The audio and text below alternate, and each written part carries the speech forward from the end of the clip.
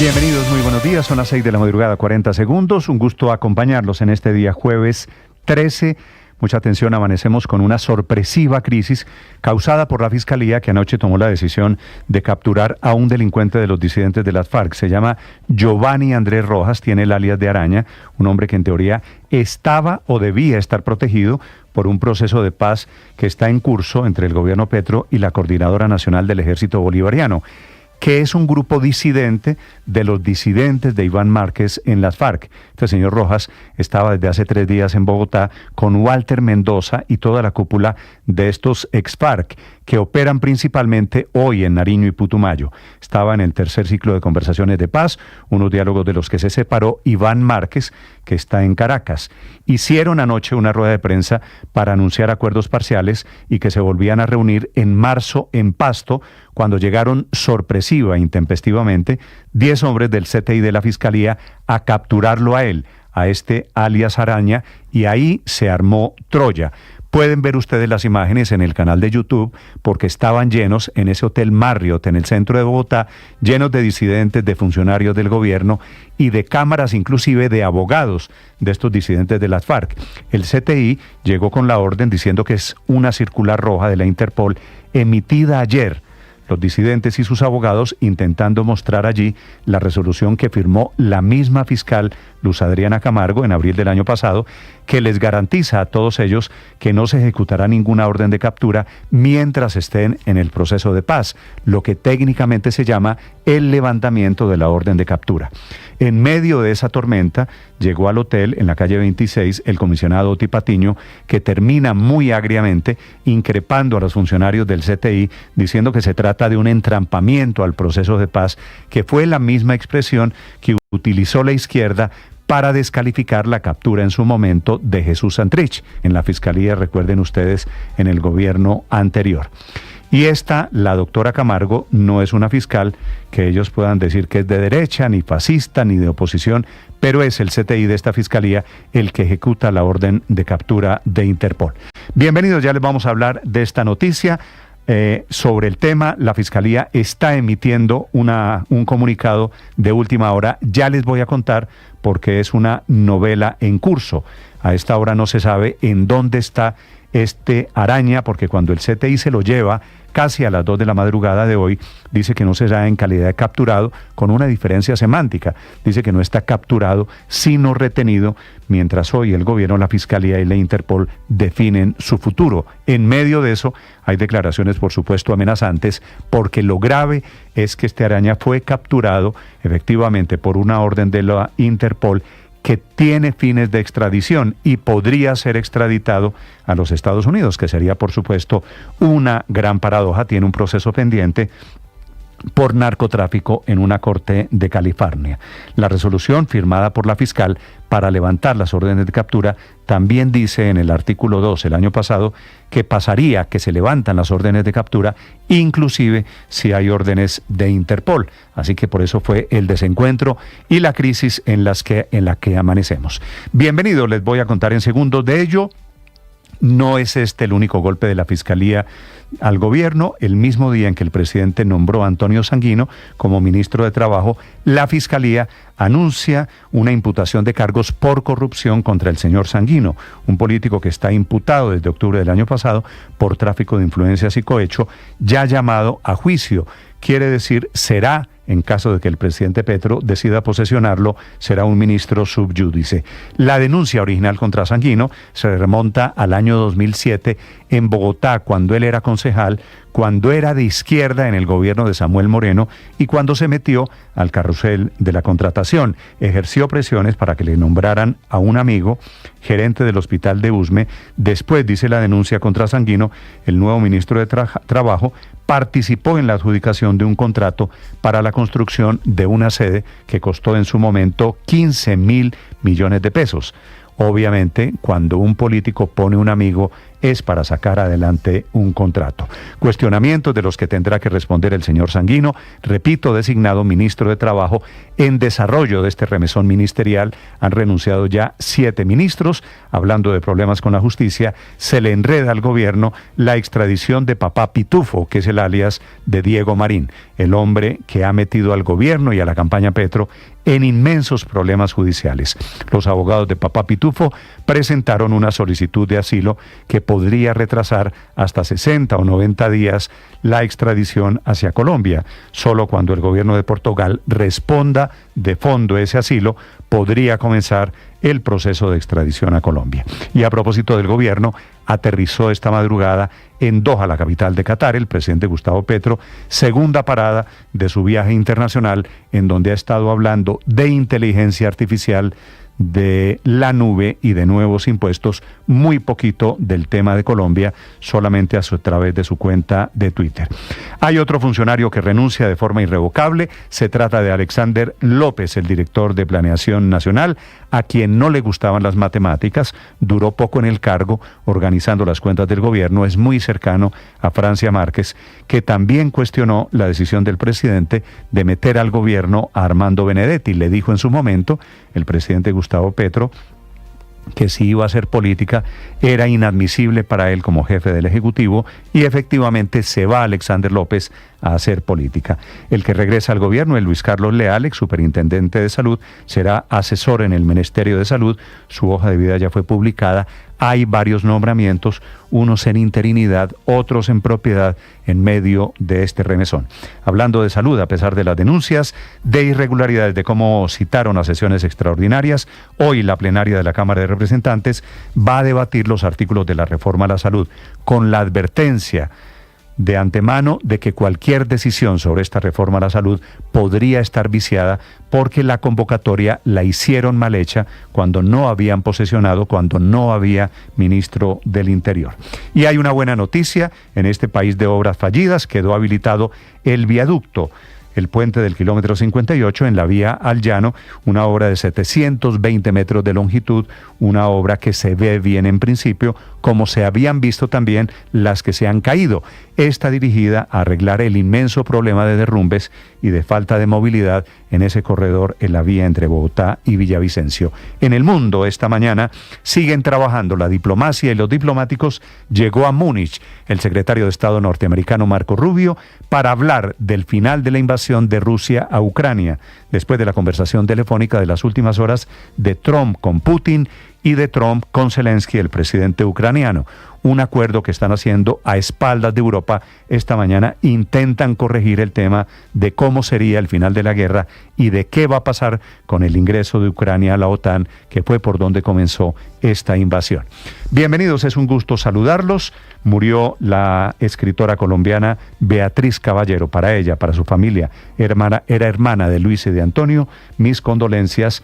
Hoy es el Día Mundial de la Radio. América de Cali está cumpliendo 98 años y es el Día Mundial de los Solteros, porque mañana es San Valentín, entonces hoy puede ser el Día del Desorden.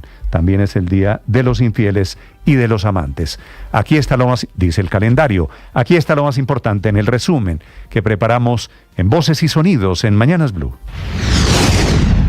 Esto puede constituir un nuevo elemento de trampa hecho por ustedes. Inmediatamente, digamos, procedan a esta operación, están reiterando que ustedes están haciendo una trampa contra el proceso de paz que estamos desarrollando. En crisis amanecen los diálogos de paz entre el gobierno nacional y grupo de las disidencias de las FARC de la Segunda Marquetalia, después de la detención de Andrés Rojas, alias Araña, por parte de funcionarios del CTI en un hotel en Bogotá. Y una vez las delegaciones subieron al primer piso, se encontraron con al menos 10 hombres del CTI de la Fiscalía. Ellos rodearon a Giovanni Andrés Rojas, alias Araña, que es requerido por el Distrito Sur de California por coordinar el envío de cargamentos de cocaína a Estados Unidos. Walter Mendoza es el jefe negociador de las disidencias de las FARC. En estos momentos, el comandante Araña lo tienen detenido, el CTI aquí en el hotel. Olga Lucía Ochoa fue la abogada que tomó la palabra. La fiscal general de la Nación suspendió. ¿Cómo va a ser que le suspenden las órdenes de una orden de aprehensión? O sea, eso no es lógico. El gobernador de Nariño, Luis Alfonso Escobar. De hacerse efectiva esta detención se estaría afectando de muerte el proceso de paz que se lleva a cabo con ese grupo armado y la credibilidad en la estrategia de paz territorial en el departamento de Nariño. La retención de alias Araña se produjo luego de una rueda de prensa donde se anunciaron avances importantes en este proceso de paz. El primero es un plan piloto para hacer una transformación de las economías ilícitas a las economías lícitas en los territorios. Y el segundo tiene que ver con la creación de una subcomisión que busque una solución jurídica para los integrantes de ese grupo si se llegan a desmovilizar. Armando Novoa es el jefe negociador del gobierno. Es que en medio de las críticas de la ausencia de un marco judicial para estos procesos, desde nuestra mesa se entiende que esa subcomisión tal vez deba trabajar en forma simultánea a otras mesas. Alexander López presentó su renuncia irrevocable al Departamento Nacional de Planeación una semana después del polémico Consejo de Ministros que fue televisado. López en ese consejo dejó claro que no está de acuerdo con el regreso de Armando Benedetti al gobierno. O sea, Armando Benedetti fue compañero mío en el Congreso, Laura Sarabia la conocí en la campaña, pero no nos representan en este proyecto, presidente, y eso no es sectarismo político. El recién designado ministro de Trabajo, Antonio Sanguino Páez, fue imputado por tráfico de influencias de servidor público en octubre de 2024. Aunque no aceptó el cargo, el ente acusador ya radicó el escrito de acusación, aunque aún no se ha definido la fecha y hora de la audiencia ante un juez de la República. Desde su paso por el Congreso y la administración distrital, ha estado involucrado en investigaciones por presunta corrupción. En 2023, la Procuraduría General de la Nación abrió una investigación contra Sanguino por presuntamente exigir coimas a contratistas. Según denuncias, habría solicitado sobornos a empresas vinculadas al alumbrado público, el botadero de Doña Juana y los cementerios del distrito. La historia de alias Papá Pitufo, el señalado zar del contrabando que tanto ha sonado en estos días por cuenta de la plata que intentó meter en la campaña Petro Presidente, es un entramado de corrupción e impunidad. Detrás del caso judicial se esconde un choque entre fiscales y agentes encubiertos y filtraciones de información al más alto nivel. La ministra de Justicia, Ángela María Buitrago, confirmó que Diego Marín, alias Papá Pitufo, pidió asilo en Portugal y que la justicia de ese país podría tomarse hasta 80 días para tomar una decisión sobre si ampara la solicitud o lo extradita a Colombia. No podemos garantizar el resultado de Portugal, porque obviamente tendremos que esperar qué es lo que evalúan dentro de la petición de asilo y desde ese punto de vista que resuelven en el recurso. Claramente hay una acción penal, es una acción penal que se compone ya de una solicitud de extradición inicial por la Fiscalía Especializada y de una imputación realizada por delitos de lavado y concierto por la Fiscalía. Absolutamente increíble y el país lo tiene que saber. Para ayer, 11 de febrero, en el Diario Oficial no estaba publicado el nombramiento del doctor Gustavo García y hoy, 12 de febrero, aparece publicado el 10 de febrero. O sea, se devolvieron en el tiempo en la imprenta nacional. A pesar de las denuncias de irregularidades y posibles vicios en la convocatoria de sesiones extraordinarias, el Congreso finalmente continuará hoy la discusión del proyecto de ley de reforma a la salud en su segundo debate a partir de las 9 de la mañana en la plenaria de la Cámara de Representantes. El representante por el Centro Democrático, Andrés Forero. Que nos comprometamos a no debatir, a no votar esta reforma hasta que el ministro Jaramillo cumpla con las órdenes de la Corte. El representante por el Pacto Histórico, Alfredo Mondragón. Bueno, hay algunos congresistas que insisten en la política de la pereza legislativa básicamente para frustrar que avancen las reformas, pero lo concreto es que el Congreso de la República ya es hora que le demuestre voluntad al país de que avancen unas reformas que las necesitan. El presidente de la Cámara, Jaime Raúl Salamanca. Tengo más temor de no cumplir el deber de sesionar luego de que hay un decreto presidencial que convoca a las extras y por eso fue que nosotros sesionamos. Ya si se cae la reforma a la salud o no se cae, no le corresponde al presidente de la Cámara.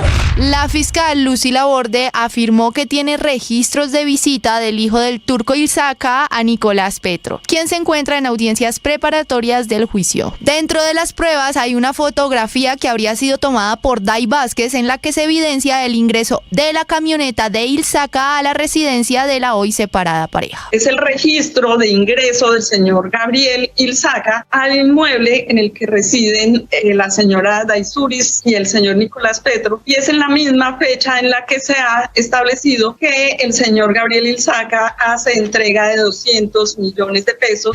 Después de las declaraciones de la ministra de Transporte, María Fernanda Rojas, sobre la insostenibilidad de los subsidios para el sector y que podrían haber más alzas, por lo menos en el ACPM, gremios de transporte le piden que continúe con las mesas técnicas, ya que desde su llegada no han visto diligencia. Además, aseguran que no harán más negociaciones y que si le suben el combustible de manera unilateral, puede repetirse el paro que hubo en septiembre del 2024. Habla Alfonso Medrano, presidente de la ACC. Que llegó el momento de la subida del diésel y de la subida de los impuestos, pues entonces, ¿qué quiere decir? Que pues que los van a alzar, pues entonces que lo hagan unilateralmente, porque nosotros no le vamos a negociar una sola alza al gobierno. Según el secretario de Seguridad César Restrepo, en este momento en Colombia aumenta la violencia y por ende el homicidio en la mayoría de las ciudades y no hay una estrategia general desde el gobierno Petro de lucha contra el tráfico de armas ni contra la proliferación de estas. Todos los alcaldes del país hacen esfuerzos ingentes por debilitar el crimen y la violencia, pero con un flujo permanente de armas y municiones, las organizaciones criminales que adicionalmente tienen fuentes de financiación de las economías criminales sostenidas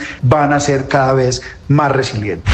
Se trata de una llamada entre el presidente Donald Trump y el presidente ruso Vladimir Putin por separado. El mandatario también habló con el presidente de Ucrania y dijo que los dos, tanto Rusia como Ucrania, quieren alcanzar la paz. De hecho, esperamos que él venga aquí y yo vaya allá. Nos reuniremos también probablemente en Arabia Saudita. Veremos qué podemos hacer, pero queremos acabar esta guerra. El mandatario confirmó también que en las últimas horas habló con el presidente ucraniano Volodymyr Zelensky. We also had with President Zelensky a very good call after that. And I think we're on the way to getting peace. Hay una creciente desazón en los países europeos que se sienten excluidos de las negociaciones de Donald Trump con Vladimir Putin. No han recibido ninguna actualización de lo acordado por los dos mandatarios. 6 países, incluido Alemania, Francia y Reino Unido, emitieron anoche un comunicado conjunto diciendo estar comprometidos con la independencia de Ucrania, pero crece el temor por la seguridad de Europa y por tener que hacerse cargo en solitario de la reconstrucción de posguerra en Ucrania. Deportivo Pasto ganó 3-0 ante Boyacá Chico. Deportivo Independiente Medellín igualó 1-1 ante Unión Magdalena. Independiente Santa Fe empató 2-2 contra Atlético Nacional por la fecha 4 del fútbol profesional colombiano. La fecha continúa hoy con los partidos entre La Equidad y Envigado a las 4:30 de la tarde, Junior de Barranquilla y Once Caldas a las 6:30 y Deportes Tolima contra Deportivo Pereira a las 8:30 de la noche con transmisión, por supuesto, del equipo de Blue Radio. Además, nuestra selección Colombia Sub-23 tendrá participación en el hexagonal de la categoría enfrentando a Chile a partir de las 5:30. De ganar, nuestra selección estará instalada en el Mundial de la categoría. Estás escuchando Blue Radio.